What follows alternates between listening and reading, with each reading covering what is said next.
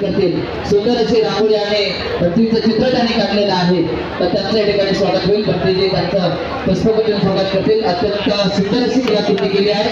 या कलाकारांचं जोरदार आपण टाळ्यांमध्ये या ठिकाणी स्वागत करावं, टाळ्यांच्या गजरामध्ये त्यांचं स्वागत करावं। शांती भाजेकर आणि महेंद्रजी भाजेकर भक्तीच्या या ऐतिहासिक कार्यक्रमाच्या निमित्ताने भक्तीच्या नावाची आणि चित्राची सुंदर अशी रांगोळी आपण पाहतो आहे। अत्यंत बोलका असं चित्र रांगोळी त्यांनी रेखाटलेलं आहे।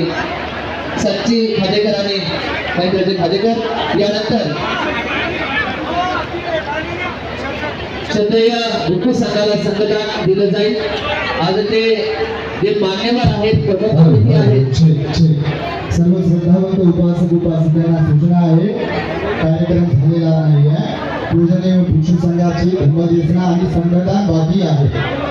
आपण लांबून लांबून आला, भोजन सुरूच आहे आणि सुरूच असणार आहे।